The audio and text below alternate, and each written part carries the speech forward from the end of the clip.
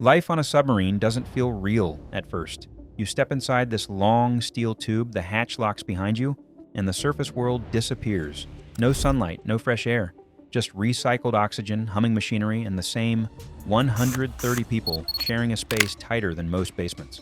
Then the boat dives. The pressure changes, the ocean closes over you, and for the next few months, there's no escape and no resupply. Everything that keeps you alive has to happen inside this metal capsule. Food gets stored in every strange corner. Bunks are stacked in spaces so small you can touch both walls without stretching. The crew sleeps in shifts, eats in shifts, breathes in shifts, and somehow, through careful routines and a quiet kind of teamwork, they turn this sealed world into a functioning home. This video takes you into that hidden life beneath the surface. How submarine crews eat, sleep, and stay sane while sealed under the ocean for months. Before we begin, make sure you subscribe so you don't miss more stories like this.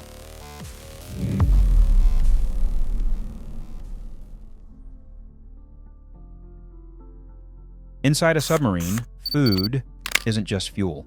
It's the strongest morale weapon the crew has, and everyone knows it. A fast attack submarine usually carries between 130 and 150 people, yet the galley is barely the size of a small apartment kitchen. 4 or 5 cooks work in shifts to keep a non-stop cycle of meals moving, because the boat never sleeps. Someone is always on watch, someone is always coming off, and someone is always getting ready to go back on. Before a long patrol, the loading process, it looks almost surreal. Sailors pack food into every spare space the boat has. Boxes slide into corners around the torpedo room.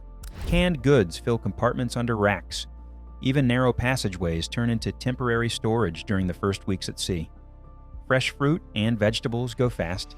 After 2 or 3 weeks, the crew transitions to frozen meat, dry goods, and long-life staples. By the final stretch, the cooks rely on canned ingredients, powdered mixes, and whatever creativity they've built from years underwater. But even with limited space, the standards are high.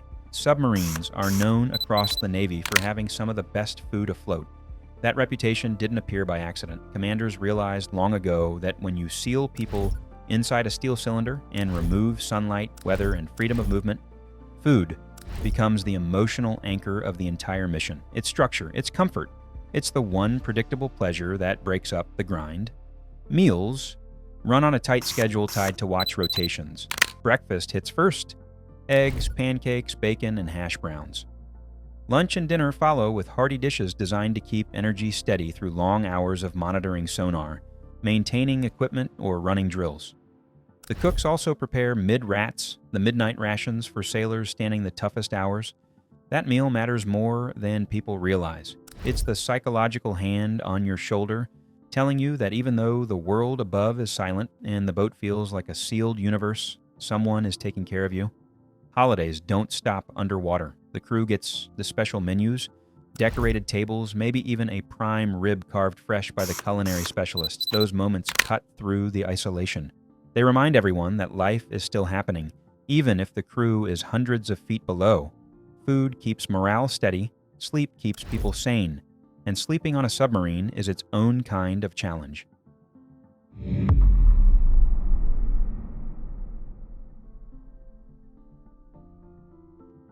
Sleep on a submarine is a negotiation between the crew and the clock.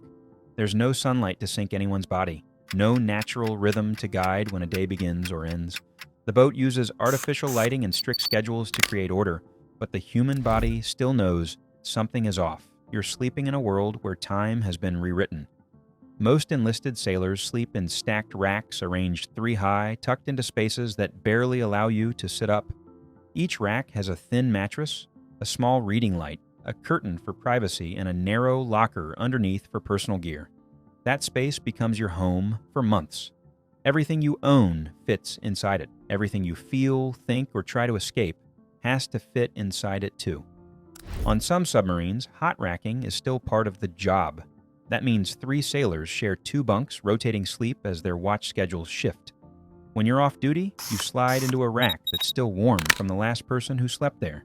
It's not glamorous, but it's efficient. And efficiency is survival underwater. Noise is constant. Machinery hums through the hull. Pumps click and thrum. Air systems hiss. The ocean presses quietly on the outside while the boat pushes forward. Over time, the sounds become comforting. they're proof that everything is working. Veterans say that silence is far more frightening. Watch schedules are the real sleep thief. Submarines often run on a 6 hours on, 12 hours off cycle. That means you never sleep at the same time 2 days in a row. Your body never fully adjusts, right? You learn to sleep in fragments, catching rest whenever your section isn't working, training, or eating. Some people fall asleep instantly. Others take longer, but eventually adapt because the mission doesn't wait. Everyone must find a rhythm in the artificial world the submarine creates. Even officers with small staterooms don't live comfortably.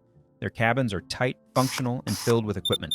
Rank doesn't buy luxury underwater. It buys slightly more space to turn around. The real challenge isn't the rack or the routine, it's the mental adjustment. Waking up miles away from sunlight every day forces you to build a new definition of normal. And somehow, the crew does. Food keeps spirits high and sleep keeps the crew focused. But there's something else they can't survive without. And it's the part no one ever thinks about until they smell it.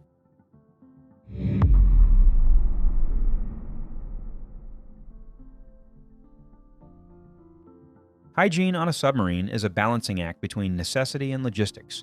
The crew might be underwater for 70 to 90 days without surfacing, and during that entire time, fresh water, privacy, and bathroom space have to be managed with almost mathematical precision. Most submarines have only 2 to 3 showers for more than 100 people, and those showers are barely big enough for one person to stand comfortably. You step in, close a curtain that barely stays still in the ventilation draft, and follow a routine the crew learns on day one: water on, water off, soap up, rinse, out. It's not a luxury rinse, it's efficiency. The boat can produce fresh water using distillation or reverse osmosis systems, but that water isn't endless. Engineers have to balance drinking water, cooking water, and all general ship needs, so long showers simply don't exist. You wash quickly, dry, fast, and make room for the next person. Toilets are even more controlled. Submarines don't use the simple gravity systems found on aircraft carriers. Instead, they rely on pressurized vacuum systems connected to sanitary tanks that must be manually vented at the right time. It's a precise checklist. One wrong valve, one skipped step, and a compartment can flood with waste or pressure, can damage lines. Sailors joke about it, but the truth is that messing up the toilet system is a serious, reputation-defining mistake. Shaving and brushing teeth happen in shared sinks that never fully stop vibrating due to machinery running behind the bulkheads. You learn to brace yourself slightly so the razor doesn't slip. Cleanliness matters more than comfort. In a sealed environment, smells build fast, so the crew cleans constantly. Compartments get wiped down.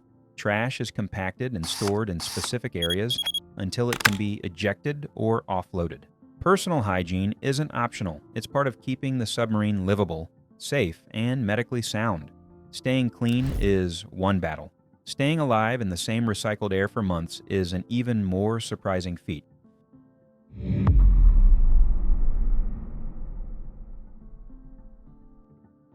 Submarines don't carry their air supply. They manufacture it. Every breath a sailor takes underwater is the product of chemistry, machinery, and constant monitoring. The biggest challenge isn't oxygen. The world's oceans provide that for free through electrolysis. The boat splits water molecules into hydrogen and oxygen using an onboard oxygen generator, then feeds the oxygen into the atmosphere in carefully controlled bursts. The real struggle is everything else floating around in the same confined space. Carbon dioxide builds quickly when more than 100 people breathe in a sealed tube, so the boat relies on C02 scrubbers.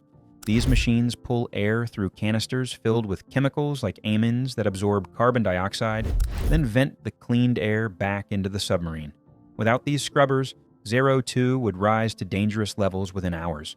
Then there are trace contaminants: cooking, body odors, machinery, cleaning chemicals, and simple human presence introduce dozens of compounds into the air. Dedicated filters capture particles, while activated carbon removes odors. It's not perfect. Every submarine has a distinct smell, a mix of metal, hydraulic oil, recycled air, and people. Veterans say you can identify a submarine class by the scent the moment you step aboard. Humidity is another major factor. Too much moisture and electronics corrode. Too little, and the air becomes painfully dry. The air system constantly adjusts the balance, keeping corrosion at bay while preventing the crew from feeling like they're breathing powdered air. Oxygen levels are tracked every minute. If they drop too low, alarms sound. If they rise too high, fire risk spikes immediately. The margin for error is razor thin, and that's why atmosphere specialists stand watch around the clock. Breathing underwater isn't a technical trick. It's a continuous operation that never stops, because the moment the system falters, the entire crew feels it. Even with stable air, the human mind still has to withstand isolation, confinement, and a world with no natural cues.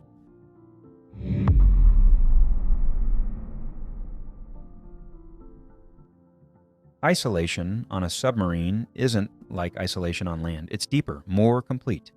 Once the hatch closes and the boat submerges, the crew steps into a different universe. There's no internet connection, no sunlight, no fresh air, and no real-time communication with home. Messages from family are delayed and filtered for security. News arrives in short, condensed summaries. Days stop feeling like days. Time becomes a rotation of watches, meals, and maintenance. Psychological resilience becomes as important as mechanical reliability. The crew develops habits to steady their minds. The gym area, though tiny, stays busy whenever people are off watch. Lifting weights or running on a compact treadmill gives sailors a sense of physical release in a place where the body is constantly confined. Recreation matters too. Movies play in common areas. Card games rotate through the mess decks. Some sailors read, others write. Some talk for hours in the narrow hallways because conversation replaces sunlight as a mood regulator. Humor becomes a survival tool. Submariners build an internal culture full of nicknames, jokes, and traditions that make the steel tube feel less like a pressure chamber. Stress hits hardest midway through a long patrol. People get quieter, sleep gets lighter, small inconveniences feel bigger. That's when leadership matters most. Chiefs and officers pay close attention to morale, checking in, spreading out tough jobs, and keeping the crew moving steadily. What keeps people grounded isn't luxury or comfort, it's routine. It's knowing that the next meal will arrive on time, that the watch schedule won't change without reason, and that everyone else feels the same pressure. The shared difficulty becomes the bond that keeps the crew from unraveling.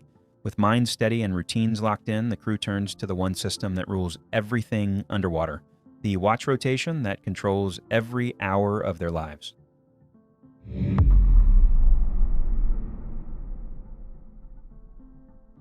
Life on a submarine runs on a cycle that never changes, even though the world above shifts constantly.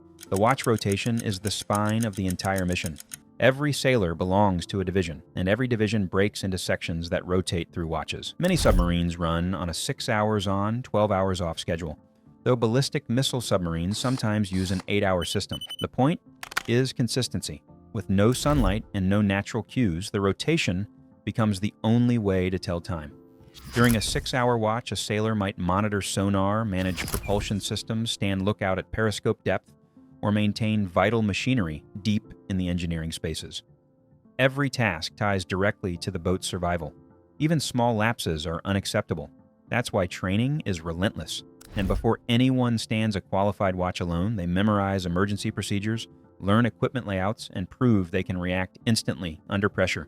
The 12 hours off aren't really free time. They're divided between meals, maintenance tasks, drills, cleaning stations, and sleep.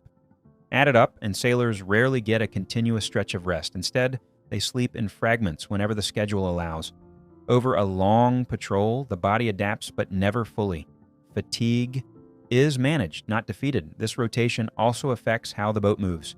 Some maneuvers, especially quiet operations, depend on having a certain team awake and fully alert. Chiefs track these details constantly to avoid gaps. Everything aboard bends around the watch bell. Meals appear at the right minute. Drills are timed to avoid critical control periods. Even small morale events happen when the rotation allows. The clock isn't just a rule. It's the invisible architecture that makes a submerged life possible. But eventually, every patrol ends, and when the boat finally rises toward daylight, the crew faces a shock almost as intense as submerging.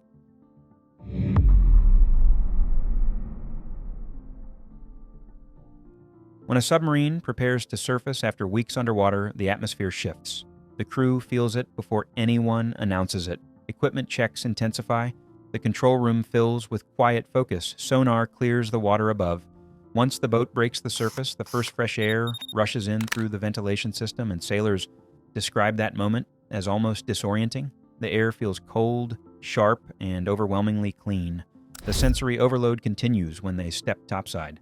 Sunlight is painfully bright at first. Colors look exaggerated. Even distant sounds feel louder because the boat's interior had muted noise for months.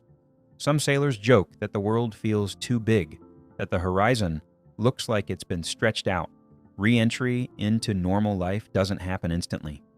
Sleep cycles are off. People feel restless at night and tired during the day because their internal clocks have been shaped by watch rotations, not sunrise and sunset. The first days ashore feel strange. Crowds seem overwhelming. Weather feels dramatic. Even grocery stores can feel like sensory chaos after the repetition of submarine food. But the return also brings relief. Families wait on the pier, friends reunite. The crew walks off with months of shared experience that no one outside the submarine community can truly understand. The bond built underwater doesn't fade. It follows them through every deployment, every homecoming, every memory of the steel tube they lived inside. Surfacing isn't just the end of a mission. It's the moment the crew steps back into a world that kept turning without them, carrying the quiet pride of having spent weeks in a place most people will never see. After everything the crew has endured, there's only one thing left to explain, and it ties the entire experience together in a single truth. Life underwater rewrites everything you think you know about routine, comfort, and endurance. Yet the crew makes it work through discipline, humor, and a kind of teamwork you only find in places where the stakes never drop. If you enjoyed this look inside submarine life, hit subscribe for more stories from the world's hidden frontiers.